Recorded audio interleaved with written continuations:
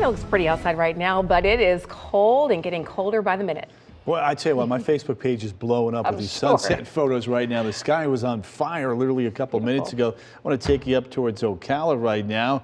Yeah, I thought I had a better view there. It's going down Still a little bit. Yeah, a little bit. But trust me, a couple minutes ago, it was way better. But yeah, if you want to see some really cool ones, check out my Facebook page. There are some brilliant reds, pinks, and purples on that page right now. All right, mid-40s now, up to the north, 51 in Orlando at this hour, and St. Cloud coming in at about 53 degrees.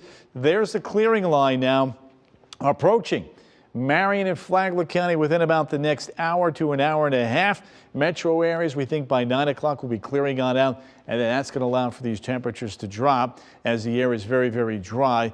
You can see the winds are going light now up there in the Marion County. If that happens, it's easier for the temperature to drop. So that's one of the things we're going to have to watch and gauge as we get deeper into the night. And if you're in Palm Coast, you're on the fringe there of a potential freeze. I'll have an update for you tonight at 10 and 11. There's future castings are pretty clear once we get past the 9 o'clock hour.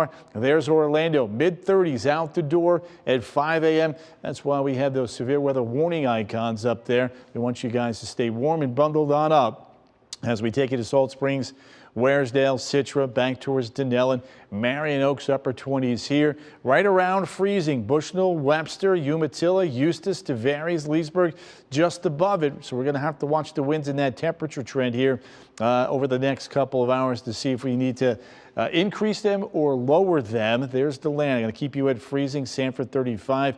The Orlando metro area 37. Groveland, you may sneak in at 32, 33. We're going to have to watch you. Titusville coming in at about 37. And even along the coast here in Flagler County, there's a frost advisory just to kind of put this cold snap into perspective. Freeze duration for Lake County. Astor, Paisley, Lady Lake, Umatilla, 1 to 2 hours. Again, just mentioned Groveland.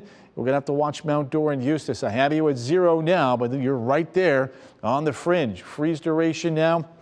Sumter County, Rutland, the Villages in Wildwood, 3 to 4 hours. Sumterville, Bushnell, and Webster, 2 to 3 hours. There are other counties that I'm not going to get to right now, but I have posted many of these on all of my social media pages. The Leon Springs, the Land, 1 hour freeze duration. We're watching Deltona and Orange City. I'll provide you with an update to let you know if we need to put a 1 in there tonight at 10 and 11 o'clock. Cold weather advisories, these are issued when wind chills are expected to be at or below freezing for an extended period of time.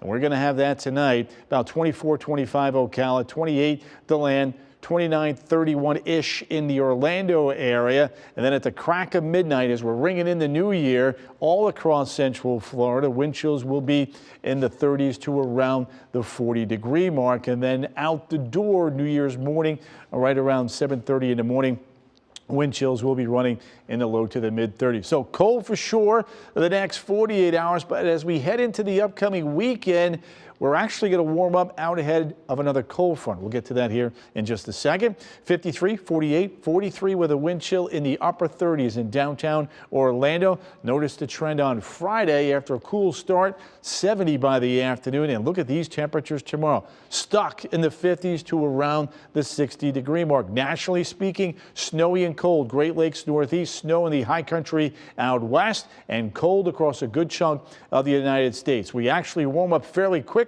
now Saturday and Sunday with a quick little shot of some rain. Not a lot of rain, but it'll help that drought we were just talking about. Let's take a look now at the updated 7-day inland forecast. Best chance for rain does arrive on Saturday and the first half of Sunday.